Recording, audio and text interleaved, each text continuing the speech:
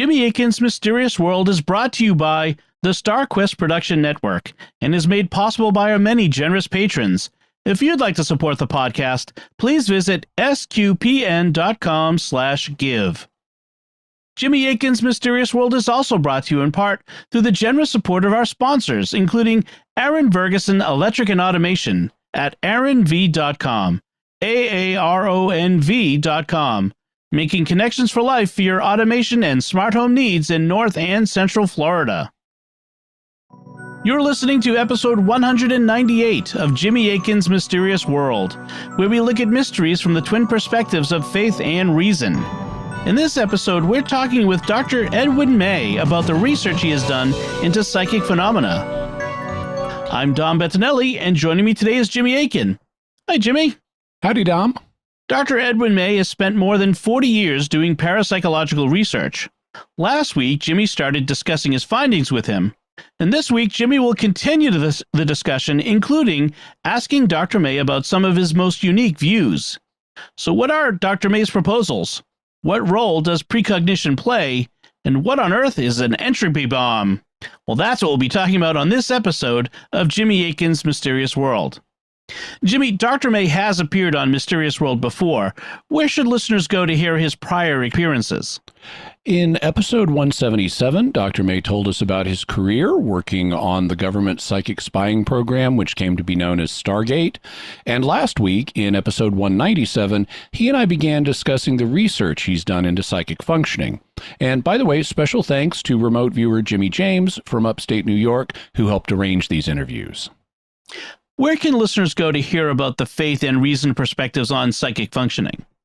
Psychic abilities are thought to be weak, natural abilities that are part of human nature. For more information, listeners may wish to go back and check out episodes like episode 79 on religion, magic, psychic phenomena, and science, episodes 102 and 103 on remote viewing, and episodes 105 and 106 on St. Thomas Aquinas and the occult. As we covered in those two episodes, Christian thought, and Catholic tradition in particular, recognizes a place for weak natural human abilities like psychic powers are claimed to be. In fact, doctors of the church like St. Augustine and St. Thomas Aquinas believed in psychic abilities that today would be called precognition and psychokinesis. Whether humans have such weak natural abilities is thus a matter for scientific studies to figure out, so you can check out both past and future episodes to get a sense of what the current scientific evidence says and make up your own mind. And what particular topics will we be hearing about in today's episode? We'll be talking about a hypothesis that Dr. May has that all informational-based psychic functioning may actually be precognition or involve precognition. So you could explain things like telepathy, remote viewing, and what's called micropsychokinesis in terms of precognition. We'll also be discussing what experiments have suggested about whether precognition reveals what will probably happen in the future or what will definitely happen in the future, which has big implications for whether you could avoid things that you don't want to happen. We'll be talking about what studies have suggested about whether people may be using psychic functioning all the time in their daily lives without realizing it to do things like avoid train wrecks or airplane crashes or to make good business decisions. We'll discuss attempts to use psychic abilities to make money, such as betting on sports. We'll discuss what kind of people tend to have stronger psychic functioning and what factors seem to affect it. For example, some studies suggest that the rotation of the Earth with respect to the center of the galaxy seems to affect psychic functioning. Some suggest that fluctuations in Earth's geomagnetic field affect it, and some suggest that changes in the level of entropy at a target site affect it. This led to the development of what are called entropy bombs to increase psychic functioning. And we talk also about the quality of parapsychological studies compared to the standards that are used in other fields of science. In this episode, you use a few terms that may help that it may help the listeners to hear defined up front. So what is Ganzfeld? Ganzfeld is a kind of sensory deprivation technique that's used in some psychic experiments. We talked last episode about how it originated, but for people who haven't heard that, in short, a researcher using Ganzfeld will try to decrease the visual and audio stimuli that you're receiving. To remove visual stimuli, they put translucent covers over your eyes and shine a red light in your face, so all you perceive is a featureless glow. And to remove audio stimuli, they put headsets over your ears and play white noise through them, so all you perceive is featureless background noise. And the idea is that by decreasing regular sensory input, it may let you focus on picking up psychic perceptions instead. And the research in this area has been encouraging. Another term you mentioned is associative remote viewing. What's that? Associative remote viewing, or ARV, is a technique where you associate remote viewing targets with particular outcomes. For example, the image of an apple might be associated with sports ball team A winning a game, while the image of a pencil might be associated with sports ball team B winning that game. After the game is over, the remote viewer will be shown one of the two pictures as feedback. If team A wins, he'll be shown the picture of an apple, but if team B wins, he'll be shown the picture of a pencil. He's then tasked before the game with trying to view what picture he will be shown after the game. He doesn't know what any of the pictures are, but if he draws an apple, the researcher will take it as a prediction that Team A will win the game.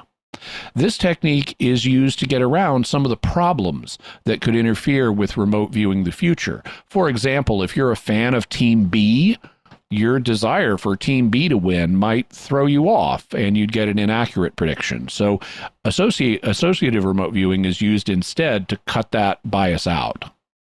And a final term you mentioned is sidereal time. What's that? Sidereal time is a way of calculating time based on the background stars in the sky. Normally, when we think about a day, we think in terms of what's called solar time. It takes one solar day for the sun to reach the same spot in the sky that it was in yesterday. So if the sun is at the highest point in the sky on Monday, it will be at the highest point again one solar day later. However, there's another way of reckoning days, which is called sidereal time. If you focus not on the sun, but on one of the background stars, you can measure the sidereal day. So if Arcturus is at the highest point in the night sky on Monday, Arcturus will again be at the highest point in the night sky one sidereal day later. The length of the solar day and the sidereal day are not the same. By definition, one solar day is 24 hours. It takes that long for the Earth to turn enough on its axis so that the sun is at the same place in the sky. But the Earth isn't just turning on its axis. It's also moving in its orbit. And that means that it doesn't take the same amount of time for a fixed star to reach the same place in the sky. So the sidereal day is a little shorter than the solar day. Specifically, it's about 4 minutes shorter. Sidereal day is 23 hours and 56 minutes long rather than a full 24 hours. We'll have a link to a short video with diagrams so that you can see how this works. But because sidereal time is measured against background stars rather than the sun, it comes up in our discussion of psychic functioning because, very surprisingly, some studies suggest that psychic functioning goes up or down depending on how the Earth is turned with respect to the center of the galaxy. Excellent. Well, before we get to the interview with Dr. May, we'd like to take a moment to thank our patrons who make this show possible, including Claudia S., James K., Alfredo B., Ed B., and Mary V. Their generous donations at sqpn.com/give make it possible for us to continue Jimmy Akin's Mysterious World and all the shows at StarQuest. You can join them by visiting sqpn.com/give. Jimmy Akin's Mysterious World is also brought to you in part by Catechism Class, a dynamic weekly podcast journey through the Catechism of the Catholic Church by Greg and Jennifer Willits. It's the best book club, coffee talk, and faith study group all rolled into one. Find it in any podcast directory. And without any further ado, here's Jimmy's interview with Dr. Edwin May. Now, a principle that I often invoke on Mysterious World is that phenomena should be taken at face value until evidence for a different interpretation emerges. You know, if I wake up in the morning and let's say I'm married and my wife has made me breakfast, I should assume she's the friendly, loving person she appears to be and is not secretly trying to poison me. But evidence one day could emerge that she's been replaced by an evil twin and is trying to poison me. So yeah. I should take things at face value, but then I should be open to evidence that would lead to a different interpretation.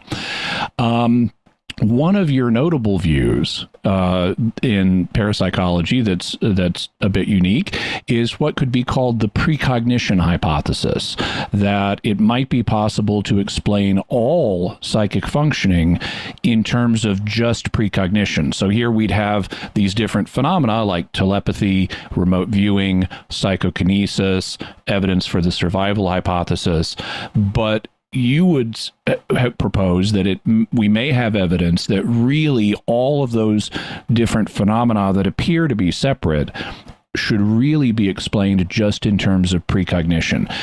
Tell me how that would work. Let's take the case of telepathy. How would telepathy be explained by precognition? Okay, it gets back to that grumpy talk I gave from the PA, Parapsychology Association, that we don't know when and where, what the origin of the information actually is that you report in your telepathy experiment. So let's suppose you were a student, and a terrible student, and you're about to have an exam, but you're really clever at picking locks. So you break into the professor's office, and you take your cell phone and you photograph the answer book for the upcoming test.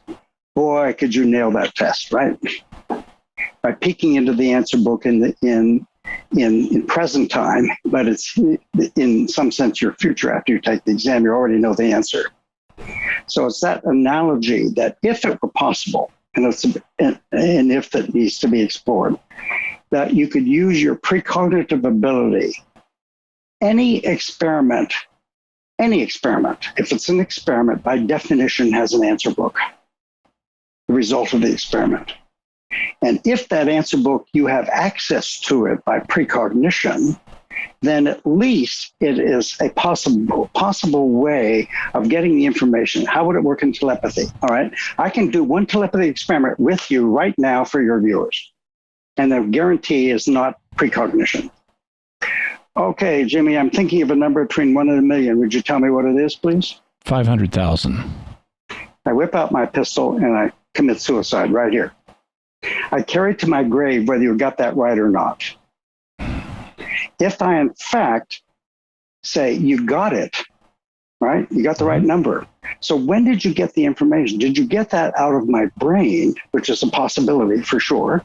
Or did you get it from the future experience of being told what the answer was, the answer book? Now, we propose, in fact, we wrote a paper called Collapsing the Problem Space of Psi, that if you have to have a different model for precognition, for clairvoyance, and survival after bodily death, and all these other interesting things which we're all interested in, and all of that might be right. Let's take survival after bodily death. Ian Stevenson, a fellow who spent his career as a medical doctor at the University of Virginia, looking at survival after bodily death cases, reincarnation cases. I'm telling you, you read some of that stuff and it's done. It's really brilliant work. But Stevenson himself would say, wait a minute, there's another mechanism that could be operating here. And in those days, he called it super psi. In modern terms, it's called living agent psi. He was unable to separate out the experience of talking to a disincarnate entity, or or somebody is experiencing reincarnation from a previous disincarnate entity, getting the information that way, or from using super psi as a way to getting the data. And he did not know how to separate that out, nor do I right now. So the idea in the case of telepathy would be, I'm not actually reading your mind, I'm precognizing what I will later learn in the future about what you were thinking. Similarly, in the case of evidence of reincarnation, let's say, or talking to a departed spirit. Let's say the departed spirit, I think, is telling me the answer to a question. I may not actually be talking to a departed spirit. Instead, I may be viewing the future where I will learn the answer to that question through some other means, and I'm just attributing it to a discarnate spirit. Correct. It's a little more complicated even. A guy by the name of Gary Feinberg back in the 70s was a physicist in New York at a major university there. And he said precognition is remembering a future event. And he was then proposing, and it was sort of a little bit in what you had to say, that you yourself have to experience the answer book. Turns out that doesn't necessarily been true. And there's some really clever experiments that show that's not true. So the answer book, for example, we did a detailed study, really pain in the butt. I'm not going to go through the protocols because it would put you and your listening audience to sleep. We want to know the degree to which feedback in somebody's future, how that affected their remote viewing. We would display the feedback sometimes subliminally, where the person wasn't even aware of it, but at least the subliminal information was getting to them. In some fraction of the studies, there was no feedback to the participant himself or to anybody else. I was the judge in that experiment, and I had to make analyses of looking at the potential targets and pick one. I had no idea what the answer was. It was hidden from me. In fact, all humans were hidden from the answer. The only place where the answer book existed was down in the memory of the machine computer. And when the study was over, they printed out the summary statistics, so we didn't know the result of any given remote viewing. We destroyed the data on purpose. Because that was the only way to make sure the humans didn't have the feedback themselves. That's right. So you're raising a very interesting point that I want to come back to.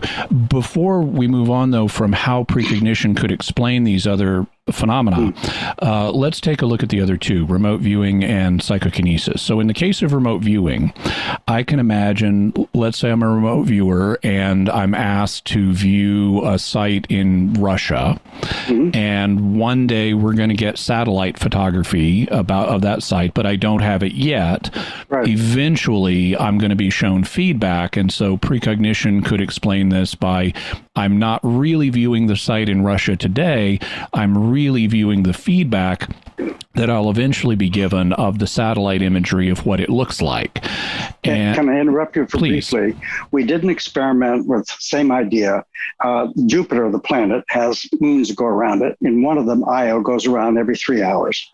And it's in such a plane that it always has an eclipse.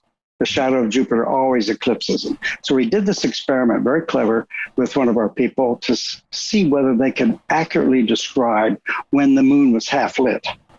That was the definition of the eclipse time. And that was 40 minutes before the data could fly to here just by the speed of light. It was 40 light minutes away. Yeah. Quite a ways away. So the opening question is, did the remote viewer who got it right on many trials, did he do it in the Jupiter time frame? In other words, 40 minutes before anybody on Earth could possibly know? Or where did he get the information? Turned out, when we had a telescope, people here, University of the Quality Telescope was measuring all that for us. And a day later, we would show the data to the remote viewer. Did he get the data from Jupiter, or did he get it from his future looking at the chart? And what did the evidence show?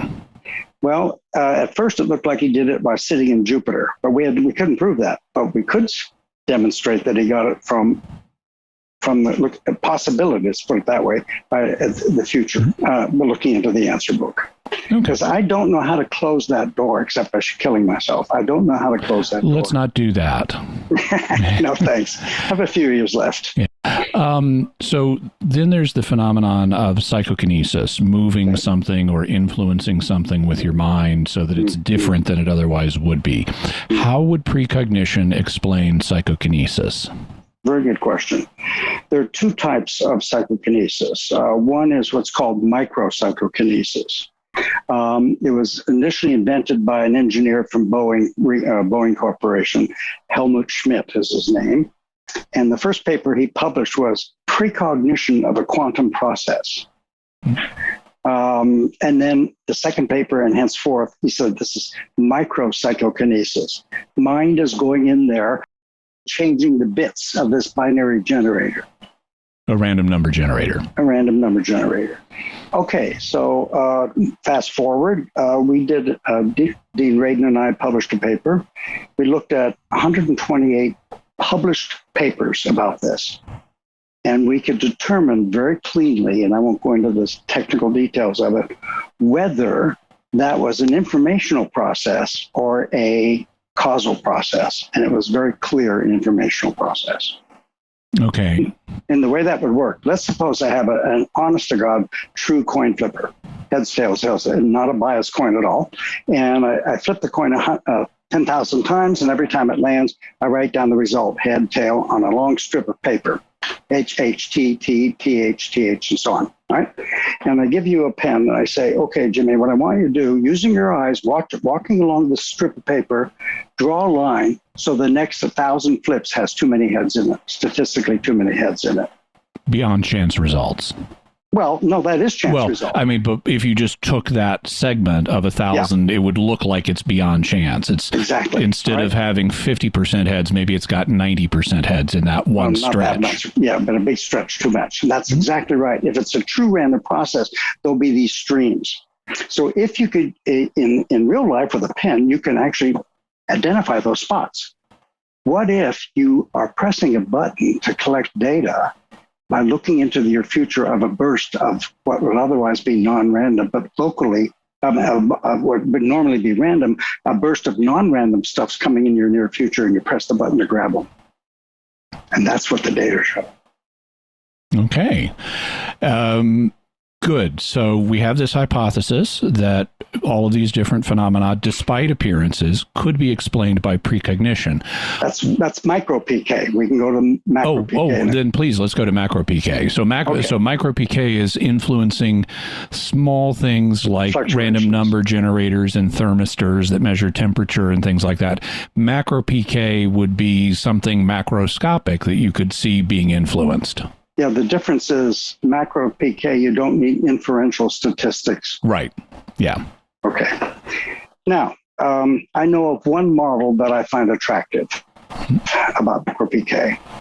There was, unfortunately, the late Richard Maddock, a displaced American, became a Danish citizen, published a magnificent paper how macro PK would work. I mean, for crying out loud, poltergeist phenomena, things where things are flying around the room or an ashtray is flying across the table and so on. There's not enough, it violates conservation of energy. You don't have enough energy in your brain to make that happen. So what is the mechanism? All right. And he has an interesting hypothesis. That is, anything, this pen, is being bombarded by the fluctuations of molecules in the air. It's called Brownian motion, right? Mm-hmm. And fortunately, it's all balanced because this thing doesn't bobble around, right? But what if I could use my PK ability to slightly unbalance the Brownian motion? It isn't hitting as much on this side as it is over this side. It'll fly across the room like crazy. And Richard Maddock put that in hard measurable terms. Oh.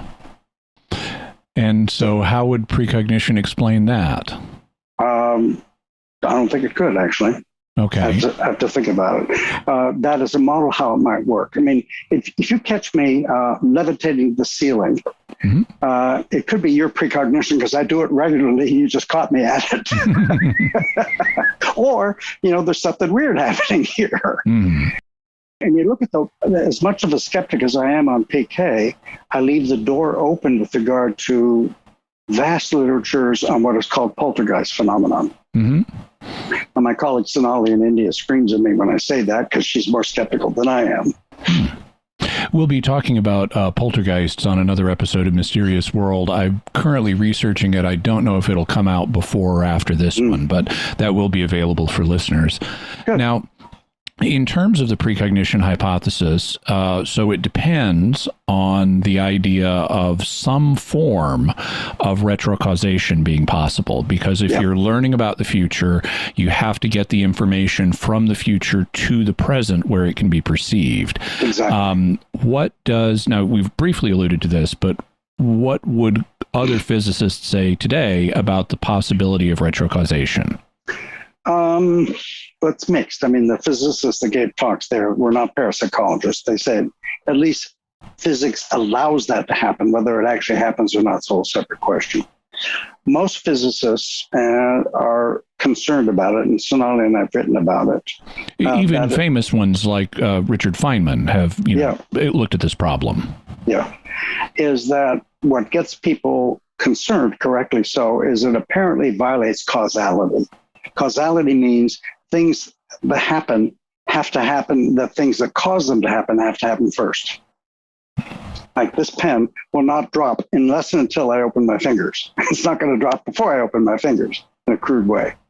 So causality is a big question. Yet one of the contributors to the series of books, Extrasensory Perception, was a philosopher from Australia, Richard Corey.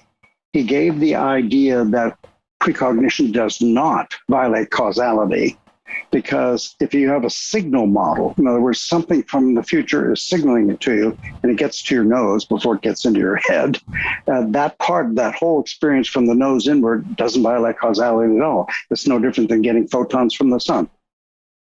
But we would have to get some kind of signal from the future, whether it's a tachyon or something else. And there's another problem here, and we've explored it, and so has Russ Targ. If you have access to the future, are you, like science fiction people love this, are you condemned to experience that future? Okay. What do you think? Well, it's going to depend, but why don't you tell me your solution? Oh, that was a sidestep if I ever saw one. Well, no. So what if what I would say and people actually ask me this question regularly, I would say, well, it depends. If there is something like Stephen Hawking's causality protection principle, then it will be impossible to change the past. Let's say if you're going into the past, same thing would apply to the future, presumably. On the other hand, I mean, this normally gets asked in the context of time travel. At least that's how I get asked it. Yeah, I wasn't being flippant about it. It's a very difficult question. So. Yeah. On the other hand, the other major solution is if you were to travel and change the past, then you'd just be on a branch timeline. Now, in terms of looking at the future, what I would say, because I hold a philosophical and scientific position known as eternalism, which holds that the past, the present, and the future are all real from an atemporal perspective outside of time, which is, as a Christian, I would say that's the eternity where God is. He sees the past, the present, the future all at once. They're all real to him. That doesn't mean that things within time are fixed in such a way that no freedom is involved. So I would say we can have free will, and we can then make different choices that will affect future outcomes. Even if one doesn't believe in free will, but does believe in quantum indeterminacy, then the mere fact that we have a slice of space-time, even if it's just the present, there are some phenomena in that space that are indeterminate until we measure them, and they become determinate.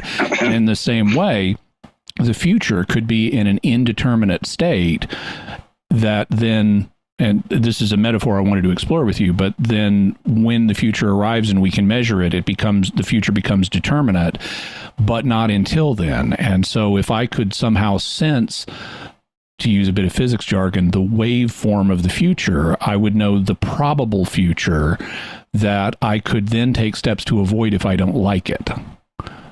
So that's kind of a sketch of what I would say, but what would you say? I would completely agree with your last sentence or two, because I like data. We actually have data. We can actually do experiments to test this. And there was a researcher, I think he's still with us, Rex Stanford. He was a twin with Ray Stanford. I think his twin passed away, but Rex hasn't. He invented a model, unfortunately, with a horrible name called Psi-mediated instrumental response. And please don't ask me what that means. I have no idea. But that was the title of the paper. Mir. Yeah, it doesn't roll off the tongue. Yeah, PMIR. And what he proposed is this. He said any organism has psi-ability to look at least slightly into their future and make decisions that determine their current outcome that they would wish to have happen, would like to have happen. Now, I've had an experience like that. In fact, most of us have. Let me tell you what personal experience and then how that evolved into a model that we could test. A colleague of mine, unfortunately, he became infamous, named Jay Levy, worked at the Rhine Center until he was caught cheating. He was a very clever guy, and he was giving a talk in downtown San Francisco. And I was teaching physics at City College of San Francisco, which was maybe without traffic, about a 15-minute drive. With traffic, a 10-year experience getting through the traffic. So he invited me to meet him outside the hotel at 5 o'clock, and we go out for dinner. That sounds pretty cool. So I'm sitting in my office. It's 4:30. I'm thinking, oh, man, it was before mobile phones. You couldn't get to them, right? And I said, well, it's 4. I don't want to do this. I've delayed because I didn't want to get caught in traffic. So I said, oh, he's going to kill me. I've got to go. So at about 5:30, half an hour after the time I was supposed to be there, I struggle myself and I pull up in front of the hotel. He comes dashing out of the hotel and he says, how long have you been here? And I said, I just got here. Oh, thank God. I couldn't get hold of you until I was going to be late. So from the PMIR model, I used my subconscious ESP to know that if I'd gotten there at a time, I'd had to sit in front of the damn hotel for an hour and a half. Okay, that's testable. And decision augmentation theory was how we ended up testing it. It addresses the issue of free will. There was a movie with Sandra Bullock called Premonitions. Very interesting film, a lot of fun to watch. And the premise of that film was that she had a premonition that her loving husband was going to get killed in the future. And she sets about trying to prevent that future experience from happening. And she fails at it. He dies. And Joe McMonagle were filmed by a group from Artifact Productions in LA. And if you get hold of that DVD of that, you'll find he and I doing a real precognition experiment on camera. And then we found out why they wanted to use that was to support this model about determinism. We said, wait a minute, we didn't buy into that. We signed all these release forms. I'm sorry, that goes against what our research shows, that if you have access to a future information and you don't like it, like if you're going to have a dream, you're going to get hit by a truck on the way to work, stay home, you can avoid it.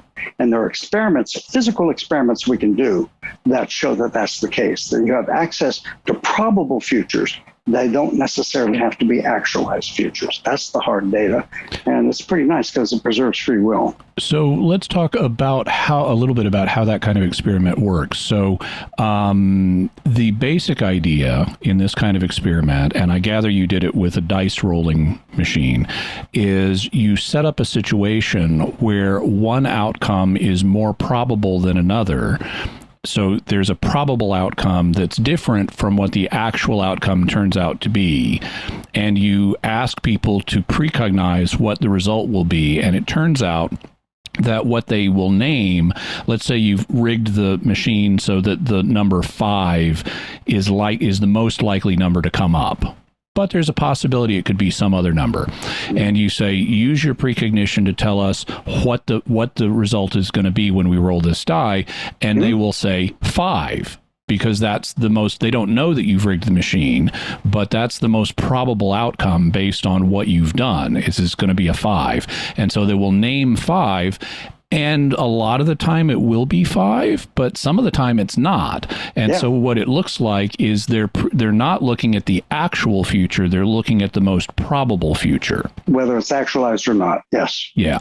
And that's what leads me to this metaphor of a waveform. Now, for people who aren't familiar with quantum mechanics, the wave function of a particle is a mathematical description where physicists will do a calculation, and they'll calculate certain things about, let's say, an electron, and the wave function will tell them, okay, the electron is probably in this chunk of space, but it could be elsewhere. And you don't know where it is until you measure it. It seems to me, based on your results, that instead of doing a mathematical calculation to figure out what the likely future is, your precognition subjects are like sensing intuitively the wave function of the future, so they can tell what's probably going to happen. But when it gets here and we can measure the actual future now that it's present, the wave function collapses. It becomes definite in one state that is probably like what they saw, but maybe not what they saw. Yeah. What do you think of that as a metaphor? Very good. I like to say I've never met a metaphor I didn't like. And what are metaphors other than to mix? It comes down to the Ganzfeld. Mm-hmm. The Ganzfeld study, they have 4 pictures in somebody's future, not with the Viewmasters. They used to do the photographs. Okay? And I argued with Chuck and never did win this argument. You were showing 3 wrong answers to the person in their immediate future. Why would you do that? And sure enough, they would pick the one they found most attractive, not the one they most experienced. And they got what's called displacement, a big problem. And we argued, and he died before we could resolve the question. In remote viewing, we never show anybody the wrong target. Ever. Yeah, because it can if they are viewing their feedback, you're showing them wrong information. You don't want them to have wrong information. It's a well-established anecdote in the field that emotional targets make better remote viewing targets than non-emotional ones. And a lot of research that demonstrates that. Deborah Dolinoy and her colleague, Jerry Solfin, wrote a paper demonstrating very clearly in the Ganzfeld that's a judging artifact. That people, particularly when the participants are doing their own judging, right? It's even true when you get external judges, that if you have 4 pictures and they're somewhat similar, because they in those days did not know how to make them as different as we now know how to do, they get attracted to the one that's most emotionally pleasing to them, whether that is the correct answer or not. So getting probable futures, and it's a messy thing. We did a study. It's called associational remote viewing. I don't know if your viewers are familiar with that. I'll explain it really quickly. So in associative remote viewing, what you are trying to do typically is predict something in the future, often it's going to be one of 2 options. Either sports team A wins the match, or sports team B wins the match, or the stock goes up, or the stock goes down.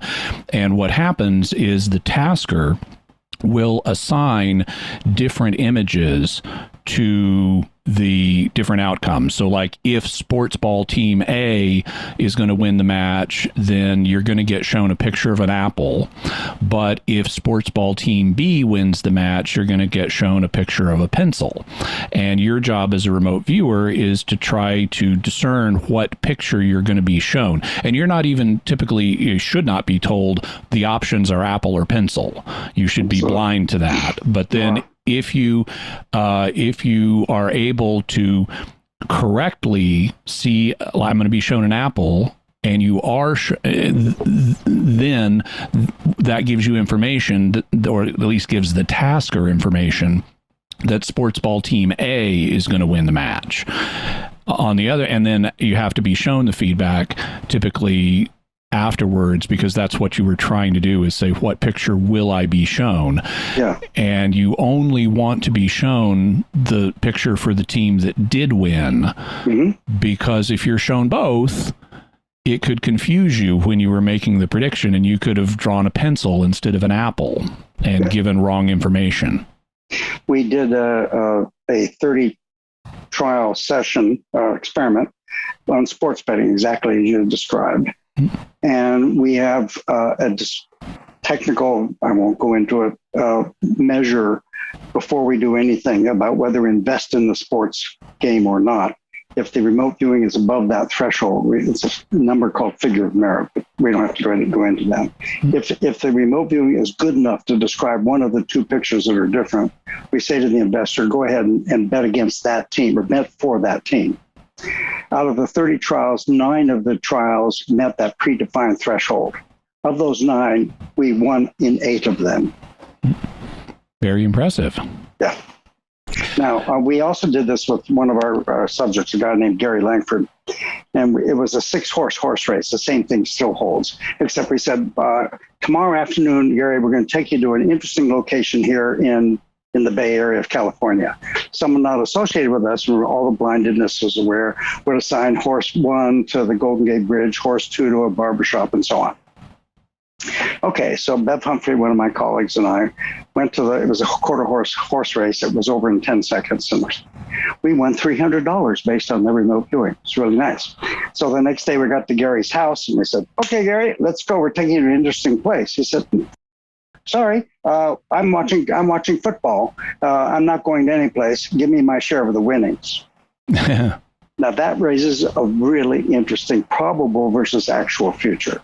If he was looking at the probable future, which he obviously was, because he described the location which we did not take him to, if he had only had access to the actualized future, he should have described his living room and TV set. And someone paid us to do that kind of an experiment to investigate some of the most fundamental aspects of everything. So I'd like to, as we explore the precognition hypothesis here, falsification is something that is always important for hypothesis. And I've tried to devote a little bit of thought to what could falsify the precognition hypothesis. I'd like to run some things past you and get your response. Oh, I hope you're right. I'm searching for one myself. Okay.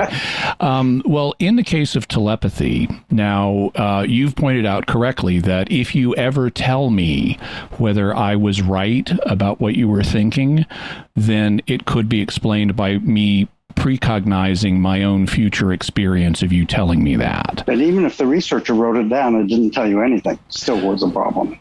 Well, that, though, get correct, but that then gets us into remote viewing. Because if the researcher writes it down, so the researcher knows, but I don't, I'm never given the feedback, then that poses a question of, am I doing something like remote viewing rather than precognition? So exactly. in the case of remote viewing, if that's to be explained by precognition, it raises the question, what am I precognizing? Is it my own future experience or is it something else?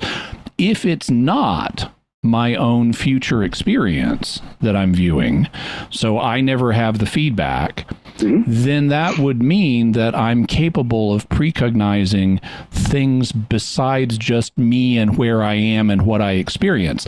Okay. And that would, so I would be remotely viewing something else. Sure. And that would suggest that remote viewing, if it can work without getting feedback, would be something distinct from precognition, maybe overlapping with it. But you can't make that statement because you don't know in remote viewing from what time frame you're getting the data. It doesn't have to be distinct from precognition. Well, so let's give it a concrete form. Okay. So suppose that that I am asked to view a target. I don't know what it is. It turns out that it's the location of a lost issue of X-Men number 5. Okay. So I view this target, and it turns out I'm right, but I am never given the feedback, yes, you were right. So there's no point in my personal future timeline where I know the location of that issue of X-Men number 5. Oh, someone else knows it. That's true. But I don't. Correct. And so if this is to be explained by precognition, I have to be able to look beyond just my own personal future experience. And if I'm looking beyond my own personal future experience to, if I'm viewing something other than myself in the future, then I'm able to view things distant from me. And that would thus be remote viewing. It would still be in the future, perhaps, but it's more than just viewing myself in the future. I'm viewing distant things, and that would be remote viewing. But no one that I'm aware of in research thinks that precognition is has to be things that individuals personally experience. I mean, that was Feinberg's first idea, and it was a big issue with regard to remote viewing spying. You know, do you need to have a witting person there who is experiencing this? When you have it gets to the issue: at what time frame did you get the data, and when, and from where? And we don't know the actual answer to that, but it's very clear that individuals have access to, in fact, most all of the spying data, almost all of it. Subjects never got feedback at all. I was going to make that point. Yes.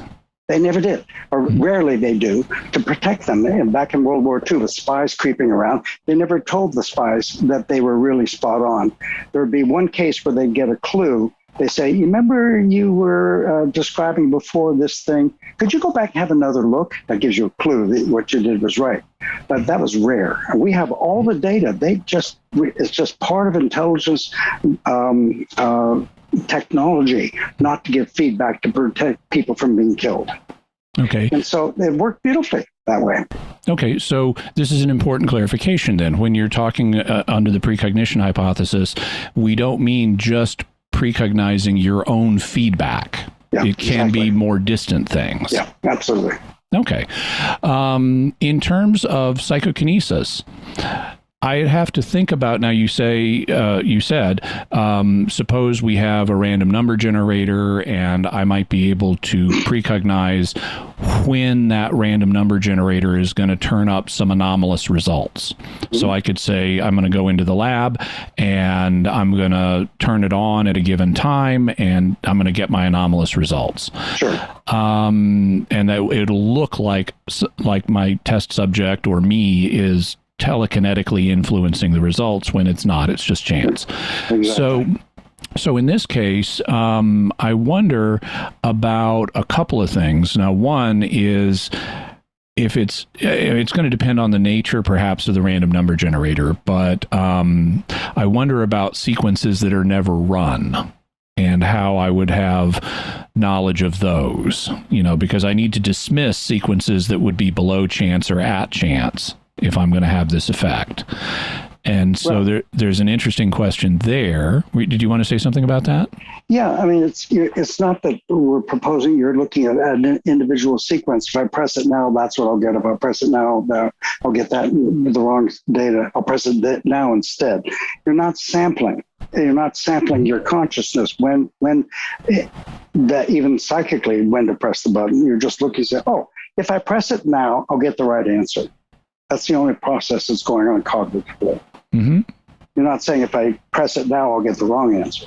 No, but some kind of thing like that would need to be happening subconsciously. Probably, yeah. Okay. Another thing that I wonder about in this case is, and this is a story that there are different versions of, but in 1972, Ingo Swann was brought out to Stanford to remote view a magnetometer. And this is a magnetometer that was outside of his experience. A magnetometer, as the name would suggest, is a machine that measures magnetic fields. Yeah, I was brought in on for exactly to look at that data. Yeah. Well, you may be able to clarify exactly what happened here, because according to one version of the story, he was asked to remotely view the magnetometer, not necessarily to influence it. And in this version of the story, he says, well, because this is a very big magnetometer, he was actually standing inside of it. And the mechanism he needed to view was like under several feet of concrete in the floor. Yeah, it was in Stanford, yeah. Yeah, and in this one, he said, in this version of the story, he says, well, how am I supposed to view this? Or how am I supposed to deal with this machine? And he decides to remote view it. And as he remote views it, it starts to behave anomalously. It starts to have an effect. And what he's trying to do here in this version of the story is not affect the machine, but just to view it. And if this version of the story is accurate, or if parallel things would happen to where if someone's remote viewing a target, there are measurable effects at the target, like on an electromagnetic system like a magnetometer, that would suggest that more is going on than just precognition if the remote viewing is accompanied by some kind of measurable effect. Absolutely. Okay. Go ahead. Turns out entropy is involved in this big time. I cannot gain information from you. You and I are sitting at an outdoor restaurant somewhere, and I'm gaining information. I see you smiling and all that. And how do I get that information? If you're not perturbed by some external reason, I will not get that information. What happens is a photon hits your skin and slightly perturbs you and gathers information, and that comes to me.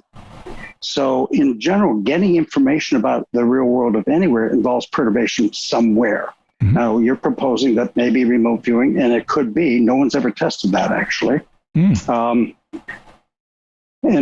well, that's not true. We've done some work looking at remote the Chinese, I just lied to you. The Chinese published a paper, in fact, we actually talking to the researcher came to visit, that remote viewing emits photons from the remote viewing target. Mm-hmm.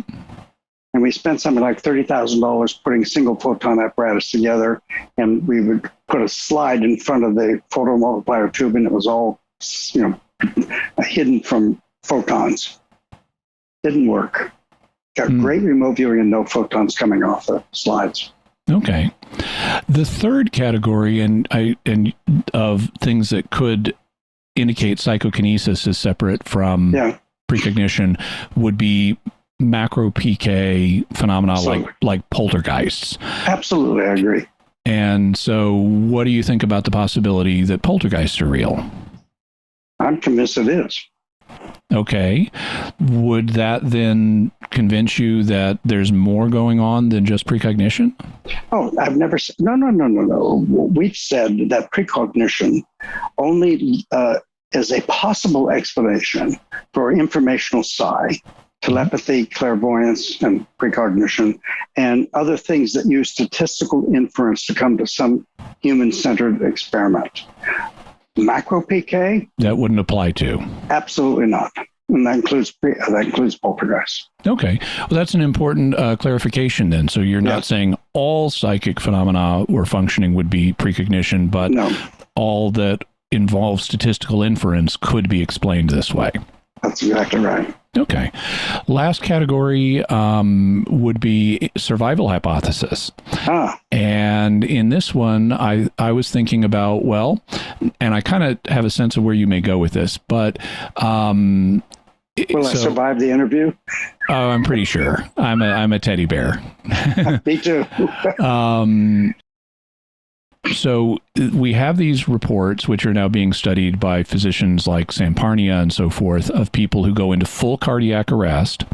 So there is no blood flow in the brain.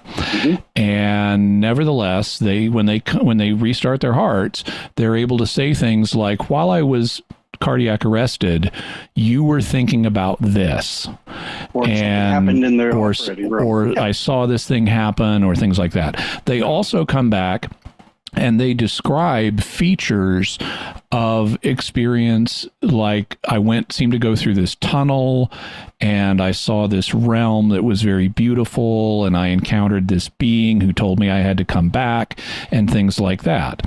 Now, in terms of you were thinking about this and I saw this happening in the room or elsewhere in the hospital while I was dead, the way the phenomena presents itself is this is information they acquired while they were cardiac arrested and could not have had brain function.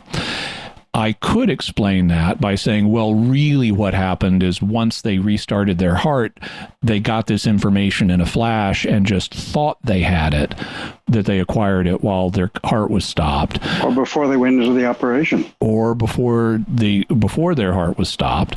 There would be ways on the precognition hypothesis to explain this.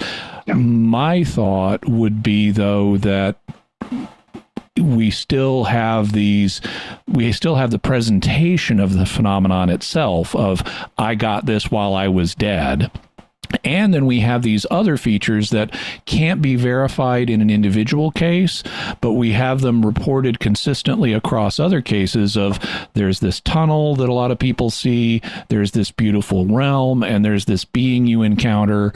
And I would be inclined to say, well, even though maybe this could be explained some other way, I have yet to see evidence that would insist it be explained some other way. So I'd be inclined to take it at face value and say these people are accurately reporting an experience.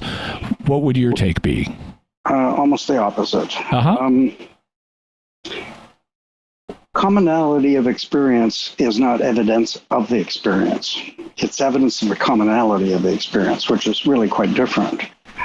We have a culture, mainly Judeo-Christian culture, mainly Christian, that says your departed loved ones are waiting for you beyond the white light.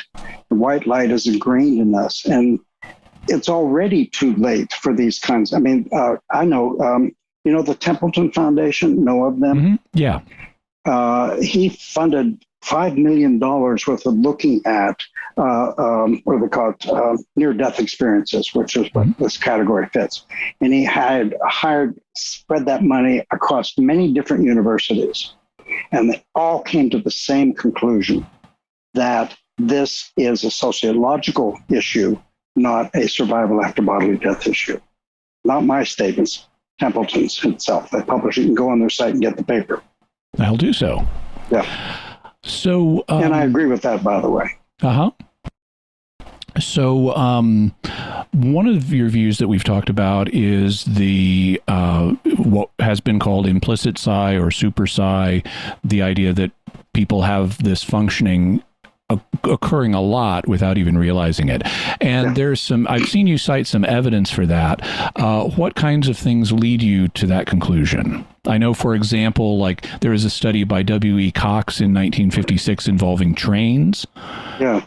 What did that involve? Well, it's interesting. There were flaws in that study, which Professor Utz looked at it in detail. What it was this, they examined trains that had crashes. Okay. And of course, not all trains have crashes, and even the same train does not have crashes every time it goes in that line. So what they looked at, the dependent variable they measured was what they called no-shows, people that had reservations but failed to show up to catch the train. And what they found was, roughly speaking, that a train that future crashed had statistically increased numbers of no-shows compared to that same train, same time of year when it didn't crash. So one explanation for that, of course, is what Cox came to the conclusion, is they use their unconscious ESP not to get on the train. Mm-hmm. But it's more complicated than that, because I think if I recall the paper, and don't hold me to this, it's been a while since I've looked at that paper. What I think he found was, interviewing a few of those no-shows, that, are you kidding? I didn't go to that train. That had nothing to do with that. My cousin from Illinois was coming to visit me, so I couldn't leave. So in some sense, life got in the way to keep people doing that. Now, in modern times, General Ratman, when he quit the Med Command and became a civilian, he was on the Science Advisory Board for the FAA, Federal Aviation. We said, let's do that study in modern times with airlines. And it was at a time when you couldn't switch around easily. And we said, we'll do it in a classified world. The airlines said, absolutely not. They do not want to have any aspect about death statistics regarding their airlines. They wouldn't let us do it. It would have been an interesting study. It would have. And I know just how reluctant airlines are to publish any information. Like, obviously, there should be certain locations in the plane that are safer in a plane crash than others. They will not give you the statistics. Although, sit in the back. Yeah, right. Right. Now, there's other... Actually, one point you have to make there that Ratman said, the airlines are resistant to do the single most important thing they could do to allow survival after a survivable crash. Not all crashes are survivable. Yeah. And they refuse to do it. You know what it is? You could ignore all the other things, trays up, seat back up and all that stuff. You could ignore all that in terms of statistics if they did this one thing. What is it? Sit backwards. All military flights sit backwards. How often have you been rear-ended in an airplane? Never. So what happens is your seatbelts cut you in half if you have a collision like that. So the back half of you is in row 34, the front half of you is in row 30. It's really devastating, and they absolutely refuse to do that. Now, one of the airlines has a couple of seats that face backwards, and if I'm on that airline, I sit always facing backwards. And I'll tell you this, if I'm on a plane that's going to crash, I'll tell you exactly what I'm going to do. I will get out of my seat, put my feet where my ass used to be, and plaster my back against the seat in front of me. Pro tip for the future. Yeah. Hopefully folks won't have to use it. Yeah, that's right. Yeah. In terms of this implicit psi hypothesis, now there's other evidence that's been cited. I know that you did an experiment with a remote viewer named Hella Hammond. The experiment involved a flashing light in another room, and she was asked to see when this light was flashing, and I understand that she didn't perceive it consciously, but you were doing physiological measurements that showed that on some level, subconsciously, she was picking up on the flashing light, and the information just wasn't getting up to her conscious mind. That's true. We looked at alpha. A neuroscience friend of mine gets really upset with me when I tell him this is what I'm going to say to you. The brain is a dumb slab of meat. It can't do two things at the same time. And those two things are produce alpha rhythms, this regular 10 times a second, and anything else. Anything else you want to do, think about a wonderful experience you had, get poked in the ribs, or smell something. Anything that you can do to a human being interrupts alpha. Everything. And we did a study to see whether psi interrupts us, and that got us into when psi is happening kind of problems. Now,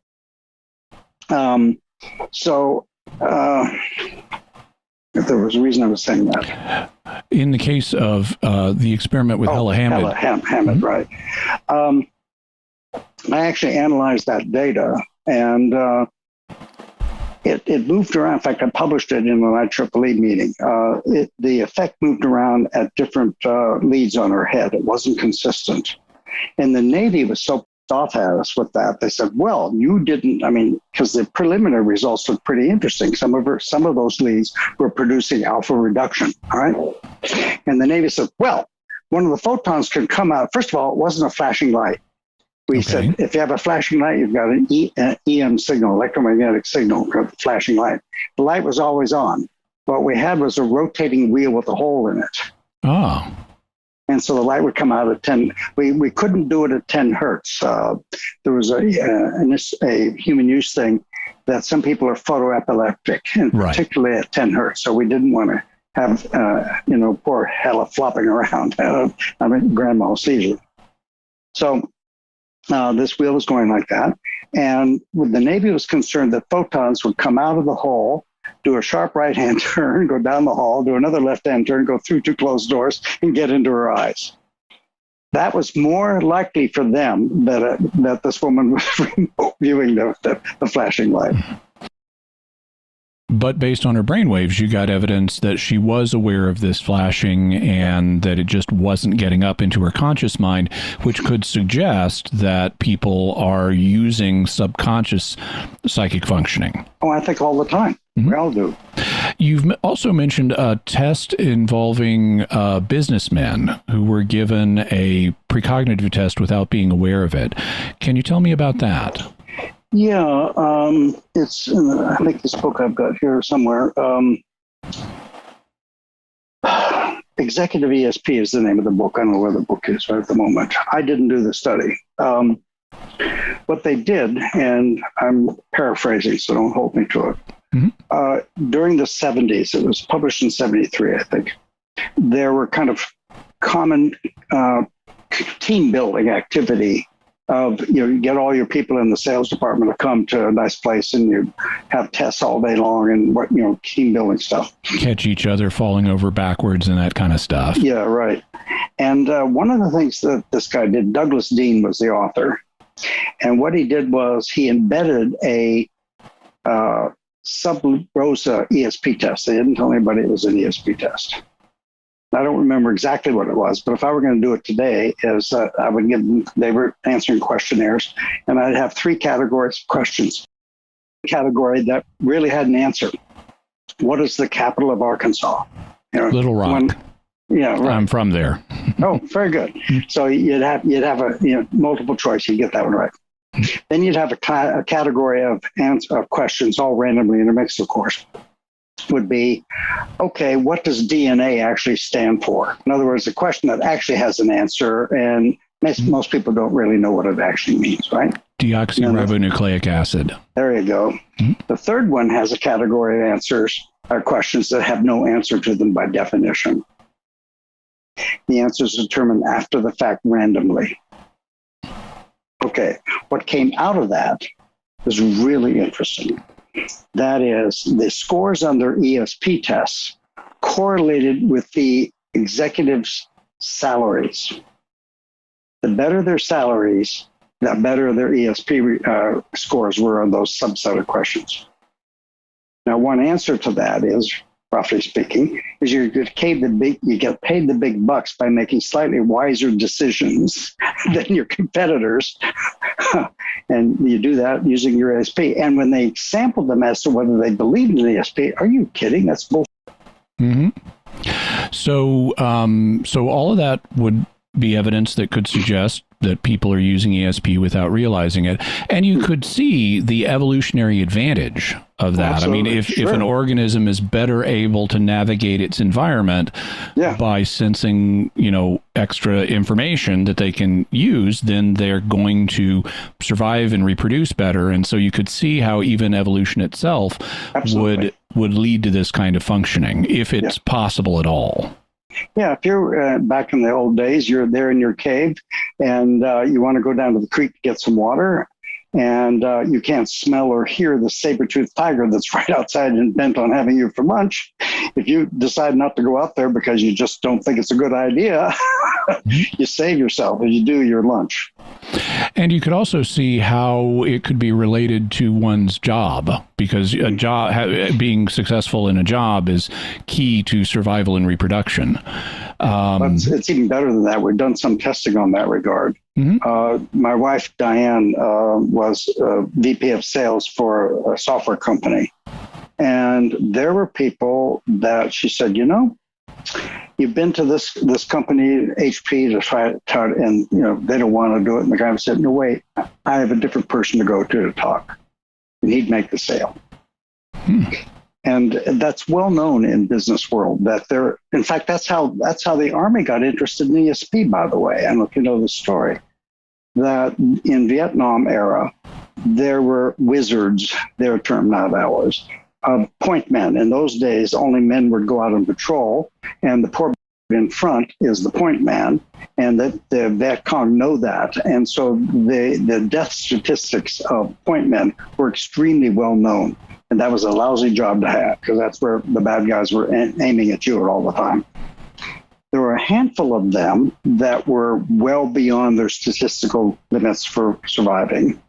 And they become so well known that the Army had a what would you call it, an administrative problem on their hands. The men would not go out on patrols unless it was one of those guys. And they asked us, are they psychic? And we said, oh, probably not. And they're environmentally sensitive. Someone steps on a twig, they can hear it, blah, blah, blah, blah, blah.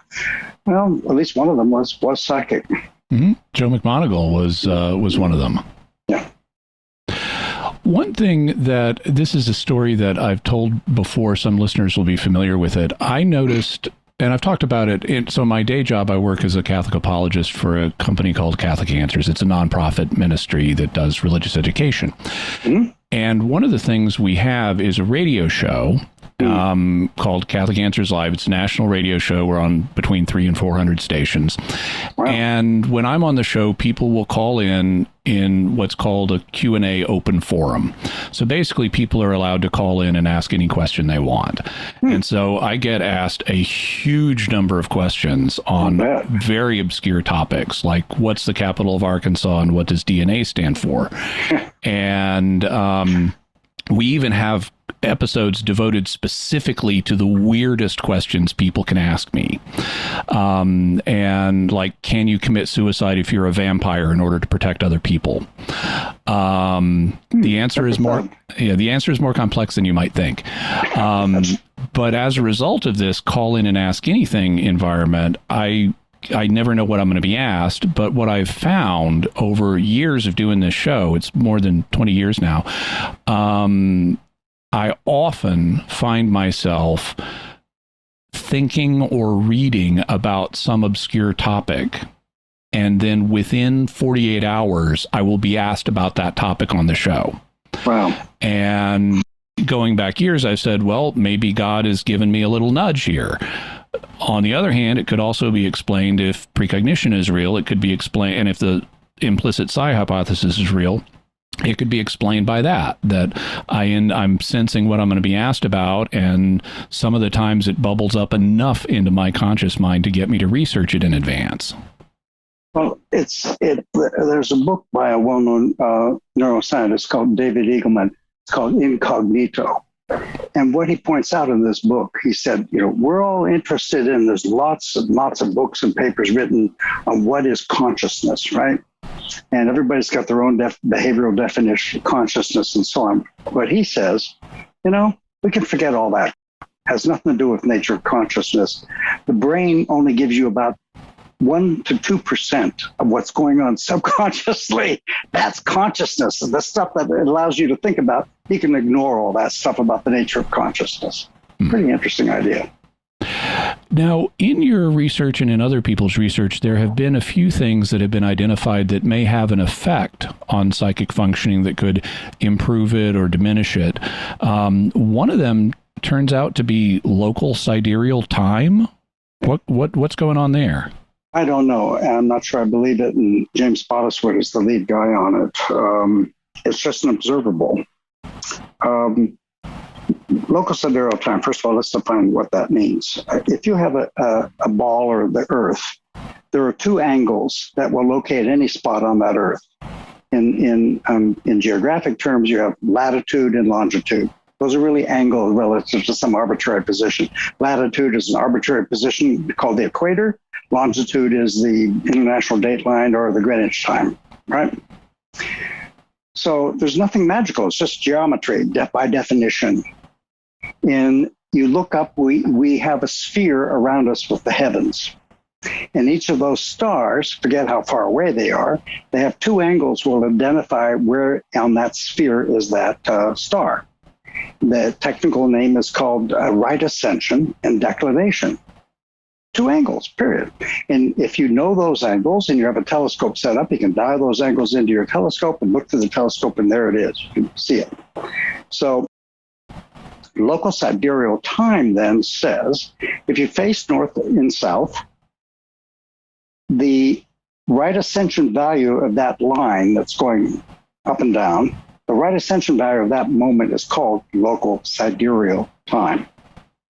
Now, navigators have been doing that forever. And as you can see, if you're looking at the constellation Sagittarius, there it is right there. Okay, the next night, it's you've moved in, the Earth has moved in its orbit. So where you have to wait a little bit, 4 minutes actually, before Sagittarius catches up to you by the rotation of the Earth. So there is a very clear relationship between actual time and local sidereal time. All right, so that's what sidereal time is.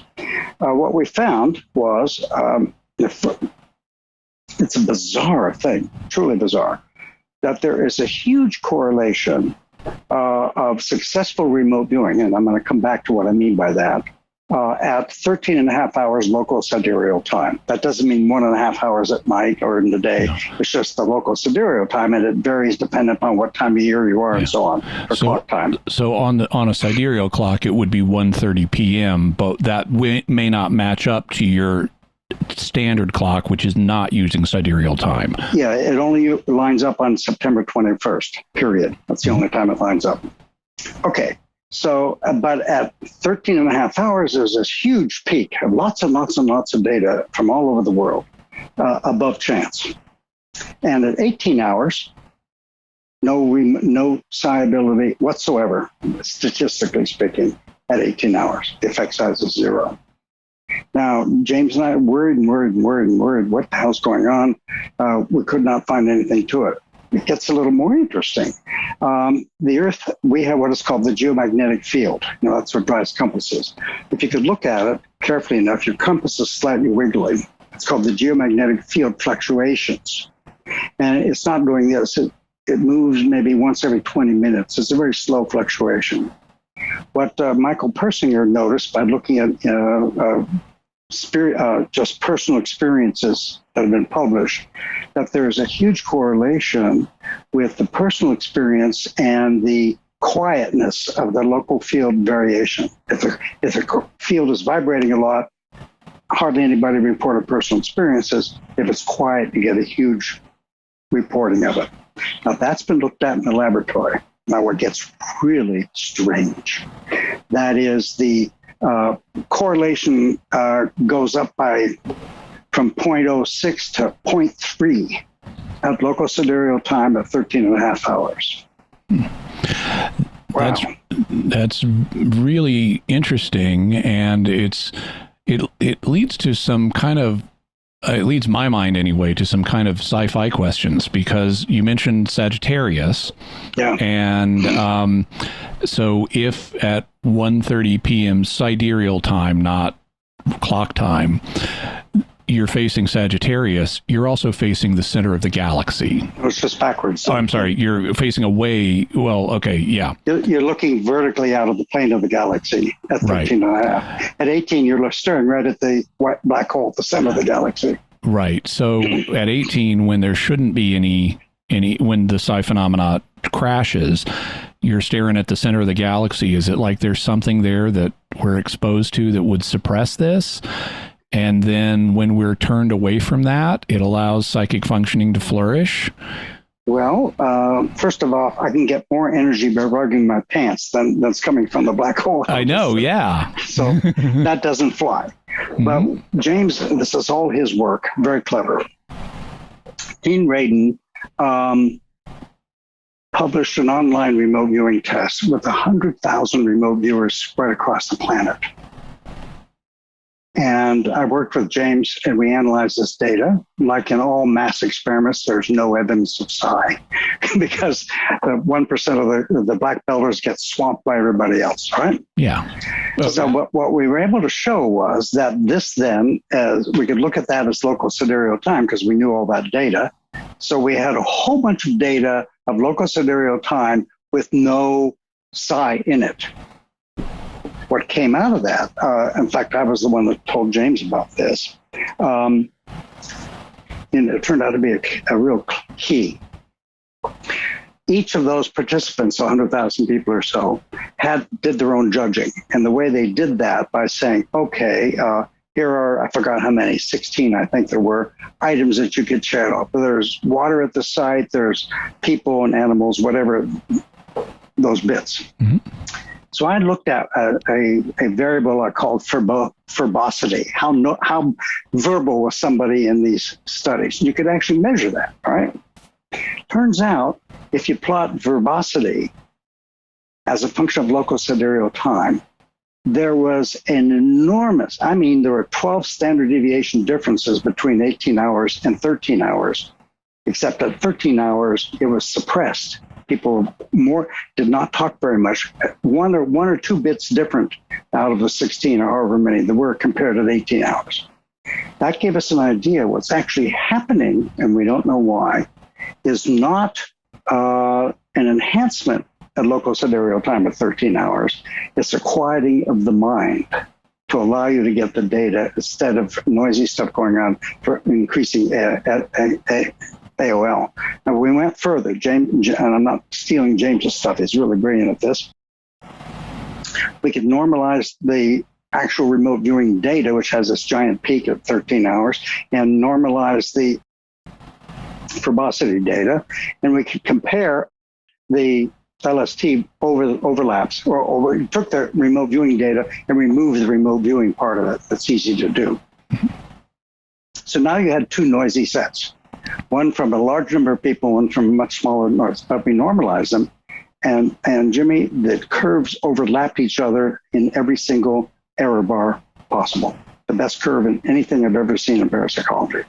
What that says is, whatever the hell's going on at LST at 13 hours, and we have no idea, but it's quieting the mind. Okay. Interesting. Now, in your work, you realized that at some point that there was one particular type of target that remote viewers were startlingly accurate on. What was that?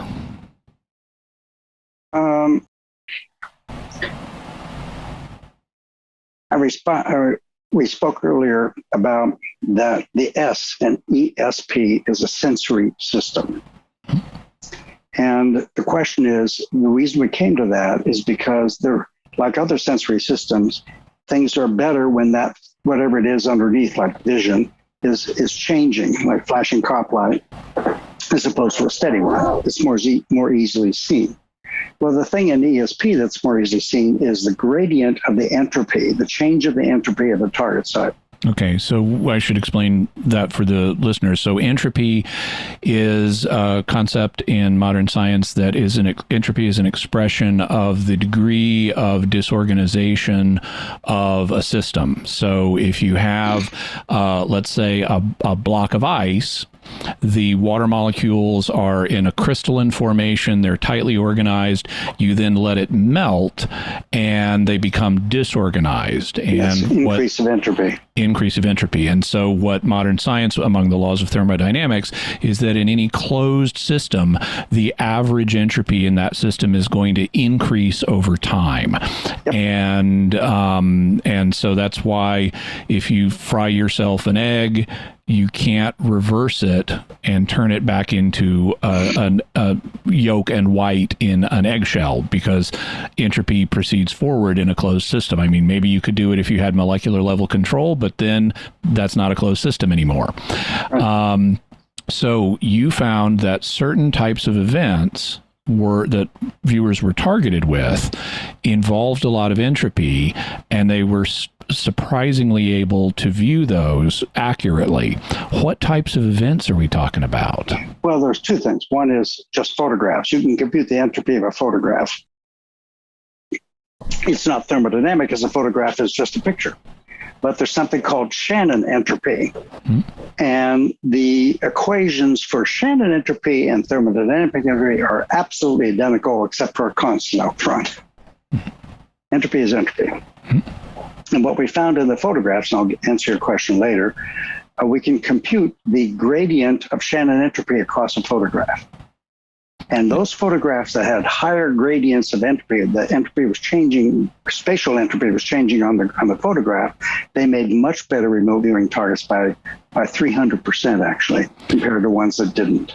So for the listener, the Shannon entropy, correct me if I'm wrong, in a photograph is going to be higher if it's a more complex image with more gradients between lighter values and darker values and things like that. Is that correct? The second part of what you said is correct, but it's not cognitively, it's not content related. It's only color patterns and the look, I guess too geeky. We can show that it doesn't depend upon whether it's a flower or a nuclear explosion. It has to do on the color saturations and how many of them and how fast they're changing just the colors. It doesn't care what the cognitive content is. Right. No, and that's what I meant by complex, is on this color level of things. It's you got a lot more variation. If it was a solid block of one tone, it would be very non-entropic. Exactly. Now, we did this, I did an experiment. It was funded by the Foundation Bio out of Portugal, where I wanted to look at thermodynamic changes of entropy. So I couldn't get the city of Palo Alto to let me explode an underground nuclear weapon. So I had to come. That's where I was going. That was the initial thing that sparked this, right? It was nuclear-involved stuff that led you down this line of thought. Yeah, nuclear and electromagnetic pulses and things like that nature. So if you had a bunch of viewers at Stargate and you said, view what's at this underground site, and it happens to be an underground nuclear explosion. Much easier to see. Much easier to see than, oh, it's a dark well. Yeah. Now, one of the things that I'd love to be able to say to you, I chose entropy because it's related about, the nature of the direction of time kind of arguments, and I can brag about it, but no, that was a lucky guess, because if you're getting a remote viewing of an underground nuke, maybe you've got seismic feet.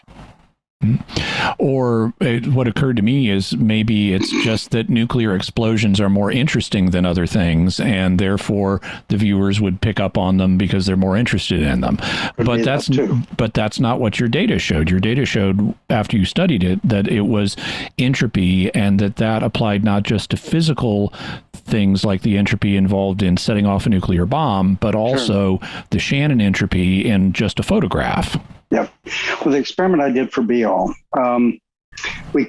if you walk into a dark room and I ask you what's in this dark room, but I'll give you a flashlight, and you shine a flashlight where you can see the fireplace over there, and the sofa is over there, and the stool is over there, by shining a light in this otherwise dark room, right?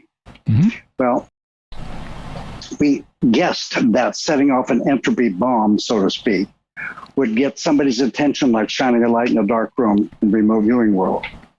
So what's an entropy bomb in this case if it's not setting off a literal nuke? They wouldn't let us do that. So what? Yeah.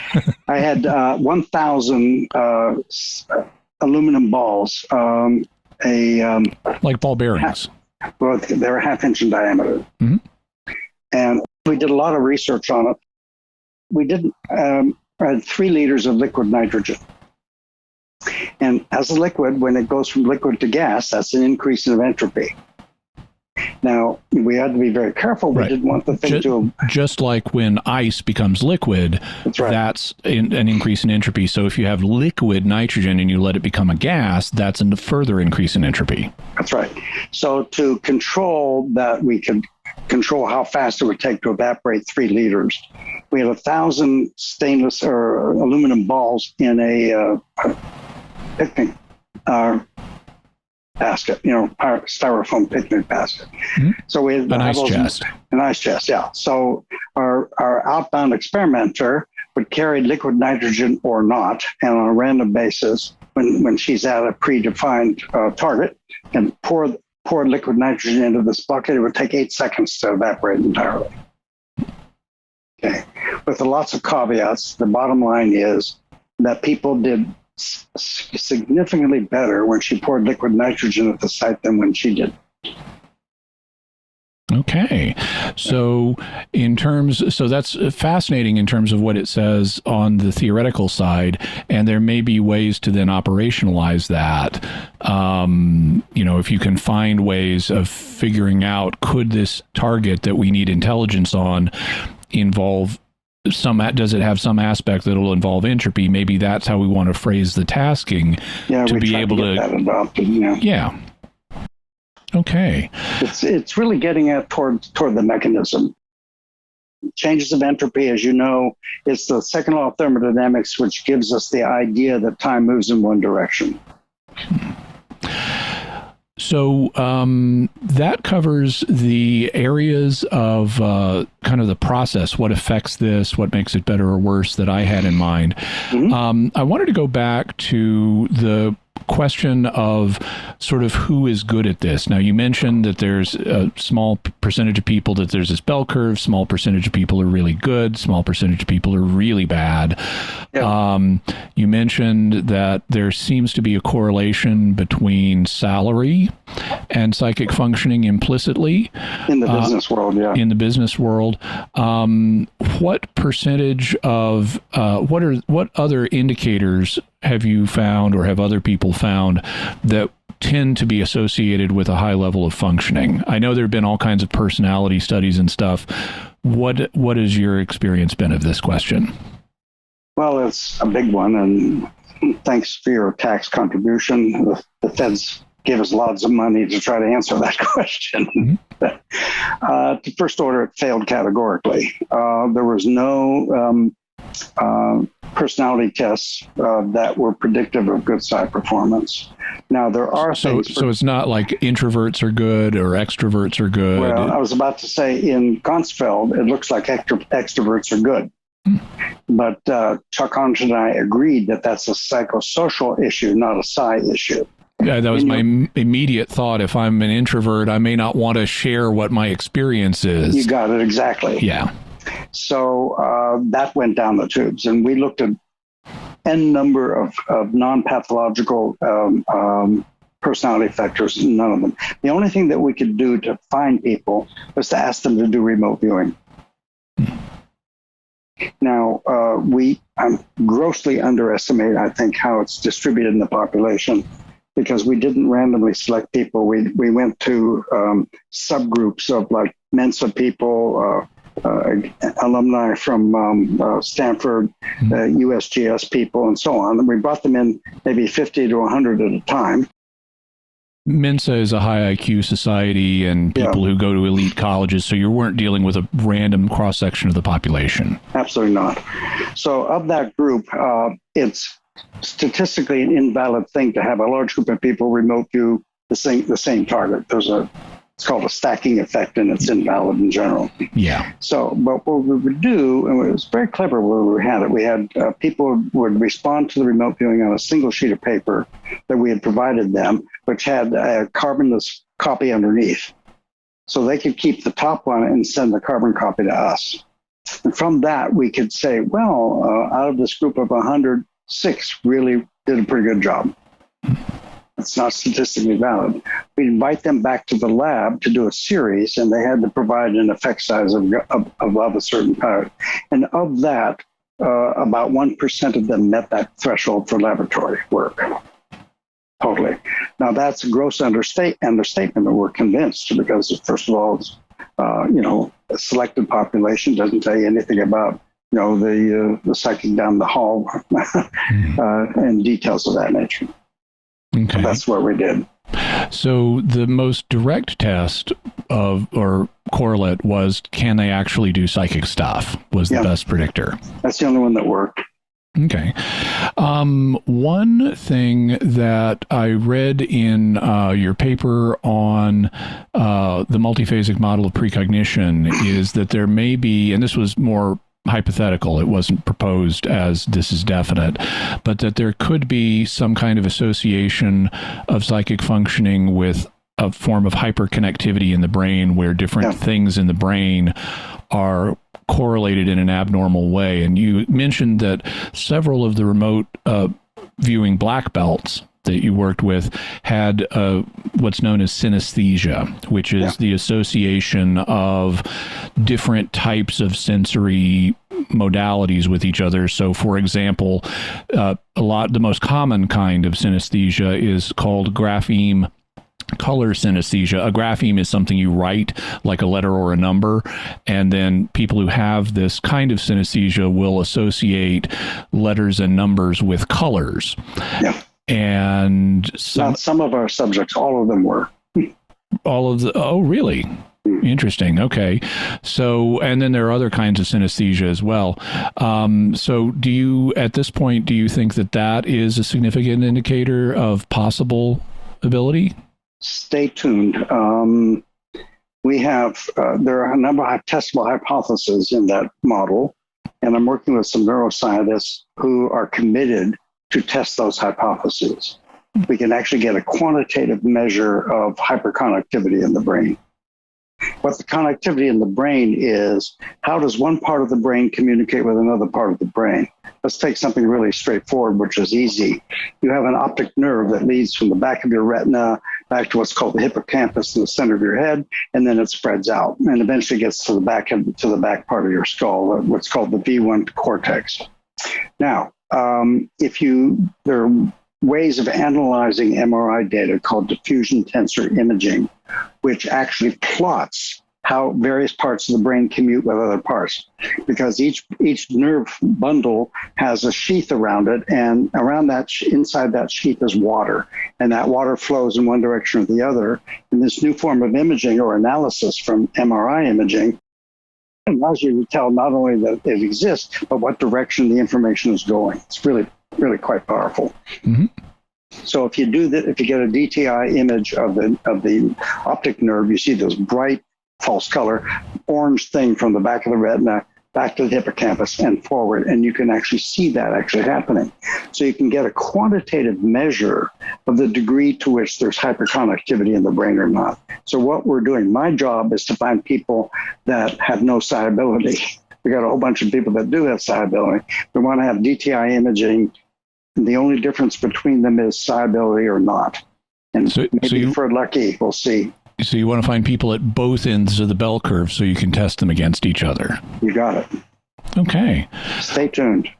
One other thing I've heard you say, and that I've heard other people say, is that the people who tend to do best in this area, at least initially, are not either true believers or hardcore skeptics, that they're people who have a degree of openness, but they're not like wrapped up in the idea of this is all real and I'm a super psychic or whatever. Yeah, so that way it's a psychological issue. And I've asked a psychologist who's one of our good participants, as well as a practicing psychologist, and Joe McMonagle, we need to write a paper about the potential I don't want to go so strong as say danger, but potential problem associated with remote viewing. That some people, and we've had to dismiss people out of the operational group at Fort Meade. We've had to let people go on our project who get into some sort of strange size. I'm not a psychologist, that they become really, you can't have them around anymore because their whole mental attitude is dependent upon their residential for existing is in terms of their ability to be remote viewing. And if they get a remote viewing wrong, which happens, they blame everybody but themselves. And it becomes a real problem for us. One can imagine, I mean, based on parallels in other fields, not a lot of people are really good actors. And so being a good actor makes you kind of special. And similarly, being not a lot of people can remote view, otherwise we'd consider it, oh yeah, that's just like having vision. So if you remote view successfully, that kind of makes you special. And being special can go to your head and lead to a kind of prima donna complex. Yep. One of the things that I point out on Mysterious World frequently is that parapsychologists, because of the skepticism that they know they're going to be faced with, they actually have kind of been leading in terms of experimental design. I wonder if you could address that, about how parapsychologists have to do experiments that are more rigorous than those that are used in other fields. For a long time, it's had a name change. The initial name was the Committee to Investigate the Claims of the Paranormal. And I was a member. I liked what they did. I mean, PsyCop was the common abbreviation. Yeah, PsyCops, exactly. And I went to the 20th Congress of PsyCops, and Jessica Gutz was there presenting, and so was Ray Hyman, big skeptic. And skeptical Ray Hyman said to this group of people at PsyCops, do not underestimate parapsychologists. They are the best methodologists he's ever met. I went up to him afterwards because I know Ray. I said, Ray, took a lot of courage to do that. He says, yeah, but it's true. So thank you. I really appreciate it. And it is true. I've seen in lectures Jessica Utz say things like, if you compare, correct me if I'm getting this wrong, but like if you compare the evidence statistically for psychic functioning compared to the effectiveness of aspirin or something like that, it's much better for psychic functioning than aspirin works. Well, it's even worse than that. There was a 1975, Charles Arnoldson was the head of the Parapsychological Association. And in his presidential address for the Parapsychological Association, he compared 5 years of Psychological Bulletin, which is the standard go-to place for publishing results in psychology experiments, compared to 5 years, the same 5 years in the Journal of Parapsychology, right? Two things that came out of that, and unfortunately it's even more true today than then. He looked at replication rates. There was some, I forget the exact numbers, but the numbers, the psychologists almost never replicate anything, or even attempt to replicate anything. Part of that's because big science doesn't want to pay for replication. They want new stuff. So I can't blame them too harsh for that. But of their attempted replications, almost none of them replicate. Yeah, this is a big crisis in psychology right now, known as the replication crisis. Yeah, and we are much better at it. Something like 50% of the published stuff in that 5-year period of the Journal of Parapsychology were attempts at replication, and over half of them actually replicated. We're in much better shape than psychology is. What do you think the biggest obstacles are these days, or the biggest roadblocks to parapsychological research? I gave this grumpy talk, and I have a picture of Pogo, who says, "We have met the enemy, and they are us." Famous Walt Kelly cartoon, yes. We are the biggest problem. Mm-hmm. Not our group, but the parapsychology group. For give you one example, it is really a pat on the back for parapsychologists to have their organization be a member of the American Association for Advancement of Science. Now, if I were designing the website, and I've been the president, I've been on the board for an endless number of years, I have absolutely failed, and so has everybody else, to design the website as a science website. It should be blazing, AAAS membership, blah, blah, blah. And we do this science, and here's our results. And oh, by the way, we're also interested in other stuff. It's the other stuff that gets it's appealing to non-science publications, non-science people. Mm-hmm. And I'm working with a bunch of neuroscientists, and I say, do not go to the PA website. You'll be horrified. I won't let them go there. It's terrible. Go look at the parapsych.org, which is the PA website. We'll have a link to it. We'll have a link to it so people can. That's so sad. Well, once people got to get closure, but the problem is most people do not. And when I get asked by newspaper, not you, but I do a lot of you're the first interview I've done in some period of time. I've retired from being an interviewee because it doesn't lead me anywhere. And the questions that you guys, in general, you're more informed more than anybody I've met. Thank you. I really appreciate it. Thank you. Most interviewers are not. I try to do my homework. I appreciate it. That's good, but most don't. And the problem that you and everybody else has, including the scientists, who do you believe? Do you believe Ed May? Oh my God, he's a defrocked physicist, and he works out of his apartment and all that. Or do you believe some scientist from Northwestern University? And the only answer I have when people ask me that, what you need to do, it's a science question. If you want to know who's right in this argument, is it real, is it not real? Ask who has published what in peer-reviewed journals and what do they say? That's the only way someone coming in from the outside can decide whether Ed's right or some high skeptic is right. Okay.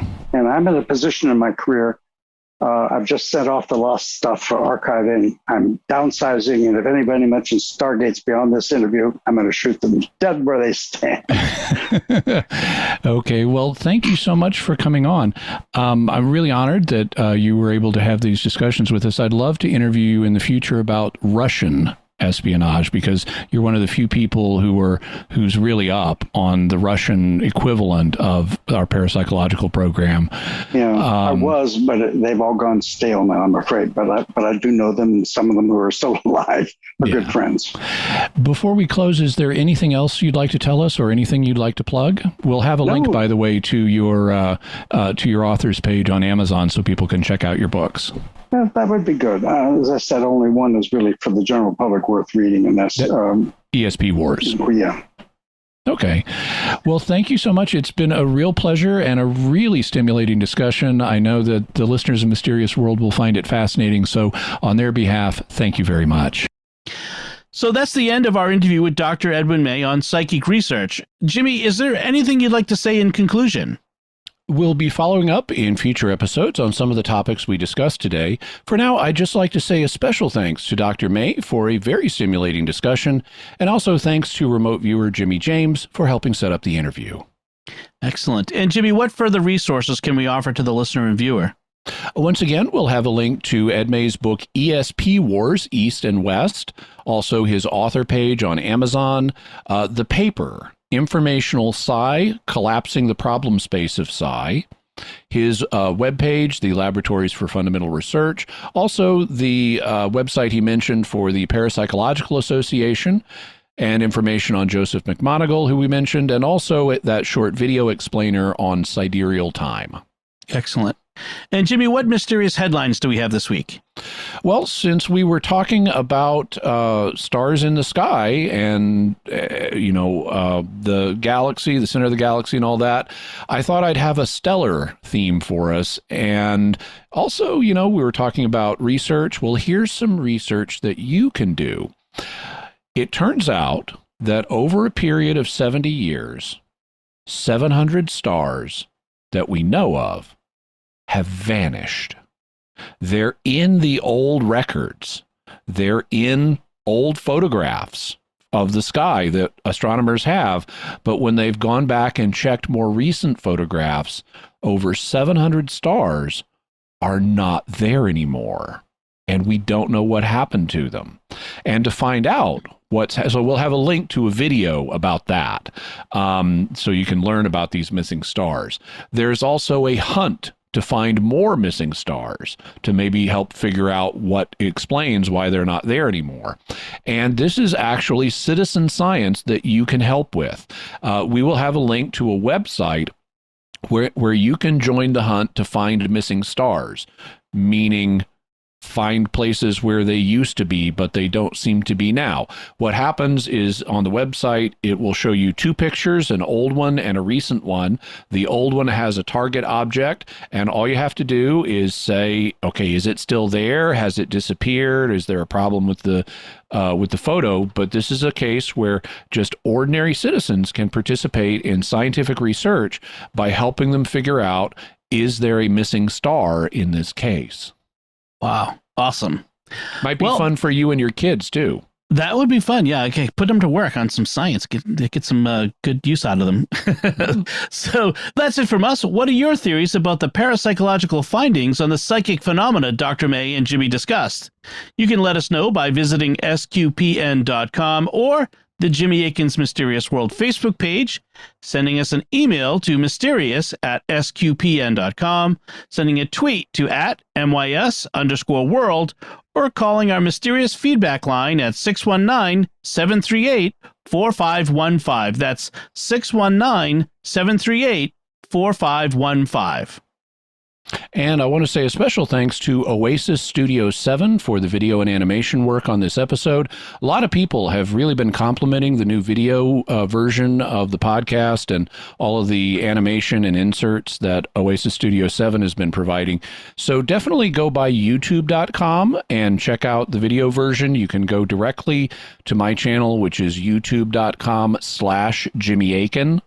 That's youtube.com/Jimmy Akin, and check it all out there. And while you're there, please do subscribe and hit the bell notification so you get an alert whenever we release an episode. I'm trying to grow my channel, and I'd really appreciate it. Excellent. So, Jimmy, what are we going to be talking about next time? Well, next time we're going to be talking about inflation. I have mentioned periodically on the show that the government causes inflation, and people have asked about that. How does the government cause it? Why have I said that? And inflation is back in the news, so next time we're going to be looking at the mystery of inflation. Excellent. Folks, remember to like this episode on Jimmy Akin's Mysterious World on Facebook, and be sure to retweet it on Twitter. Help get the word out on social media. You can find links to Jimmy's resources from our discussion and links to the mysterious headlines on our show notes at sqpn.com/mysterious. And remember, to help us continue to produce the podcast, please visit sqpn.com/give. Jimmy Akin's Mysterious World is also brought to you in part by Fearvento Law, PLLC, specializing in adult guardianships and conservatorships, probate, and estate planning matters, accepting clients throughout Michigan, taking into account your individual healthcare, financial, and religious needs. Visit fearventolaw.com, FIORVENTO law.com. Until next time, Jimmy Akin, thank you for exploring with us our mysterious world. Thanks, Dom. And once again, I'm Dom Bettinelli. Thank you for listening to Jimmy Akin's Mysterious World on StarQuest.